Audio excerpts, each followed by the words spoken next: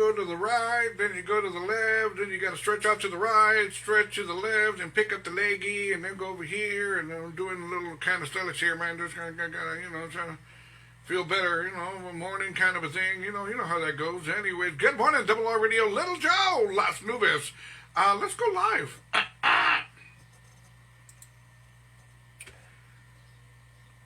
There we go, the godfather of Tejano music, Little Joe, y La Familia, Las Nubes. This song here, man, Las Nubes.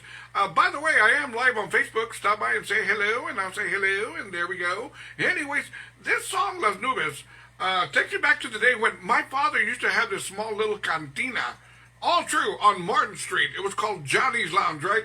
And I used to hang out there on Fridays and Saturdays, drink a beer, and I had no music in me, no DJ, no nothing at the time. Well, anyways, I was there at the bar, right, and there were 2 or 3 little old ladies there hanging out, and I was just like, man, what am I doing here? What happened to my disco days? All true. So I'm at the bar just kind of drinking a beer while looking at the TV at the corner right there behind the bar, and this song came out, Las Nubes, right? And this little old lady, man, I felt somebody tell me, so she goes, ¿Quieres bailar, mijo? And I go, huh? ¿Quieres bailar, mijo? Now, a woman's got to be old when she tells you and she calls you mijo. When an old lady calls you mijo, she's got to be old. ¿Quieres bailar, mijo? And I go, yo no sé cómo bailar, polka, no sé, no, YMCA, that's all I do. And she goes, yo te enseño, mijo, yo te enseño. And my dad tells me, mijo, pobrecita, mijo, go dance with her, mijo. Man, Dad, why don't you dance with her? Because your mom wouldn't like it. You dance anyways. All right, so, okay, Mijo's going to go ahead and take one for the team and go dance with this little old lady, right? And there I am dancing Las Nubes, right? I'm just like, man.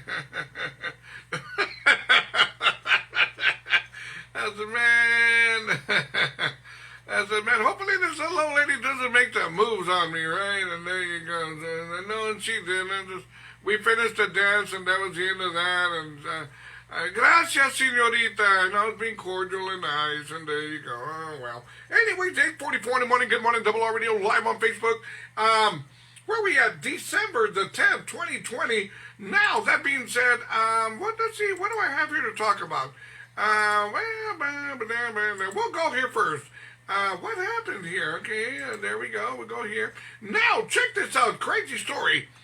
A furious man in Walmart who was sitting in the restroom taking care of business came out with his pants wrapped around his ankles, all pissed off with a gun, yelling and screaming, "Somebody get me some toilet paper!" How crazy is that, right? Right, to go to the restroom, right, and figure out, oh man, there's no toilet paper here, right, and come out all pissed off and pull out a gun at a Walmart and say, hey man, where in the hell's the toilet paper? So there you go, the man has been arrested, and they told him, you can have as much toilet paper as you want at the Bexar County Jail. There you go. But that's crazy, and it could be, it could be upsetting. That's a you should always check the restroom.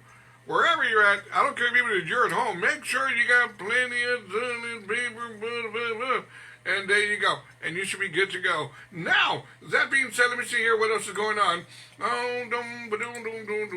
Why does it keep on telling me this? Now, check this out. Scientists have come to the conclusion that lying to your kids about Santa Claus could seriously damage your kids. Why would you lie to your kids about Santa Claus? I mean, nobody lied to me about Santa Claus. There you go, there's one present, take it or leave it. Santa Claus wasn't involved whatsoever. Now, why people still embrace Santa Claus is beyond me. I mean, hey man, it's I don't know, man. I'm cool with that. I get into Christmas spirit. Don't think I'm a Grinch or anything. I like Santa Claus. He's cool, I guess. But at the end of the day, man, tell you what, for the kids who do not get any gifts, don't get any presents, I mean, they're not going to look at mom. They're not going to look at dad. They're going to pinche Santa Claus, cabrón, desgraciado. They're going to go after Santa Claus. They are. And if anything, I think it's a good thing for the parents, because if the parents can't afford to buy you anything, they go, well, amigo, I mean, I mean, don't look at me, Santa Claus. You know, it wasn't me, it's Santa Claus. He's the one right over there. And there you go. So there you have it. So lying to your kids about Santa Claus could seriously damage your kids' mentality. Huh. Now, that being said, let me see, what else do I got? You know, there is a story coming out that I stumbled across this morning. What the hell? At first I didn't believe it, but now I do. There are people that are going around stores, restaurants, homes, and they're selling counterfeit tamales. And you're probably going, counterfeit tamales? That's what I said. Counterfeit tamales? What's I know what counterfeit money is. What's counterfeit tamales? Well, these people are going around selling counterfeit tamales. What's going on here is that they've got tamales wrapped up, but it's all masa. They don't got no meat. They don't got no chicken. They don't got no pork. They don't got no jalapenos and beans. Nada. Counterfeit tamales. And they're selling them for $10 to $12 a dozen.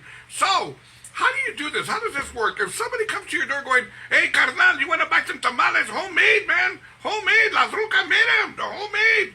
I'm going to say, well, I need to see one. I need to make sure it's not counterfeit. I say, show me one tamale.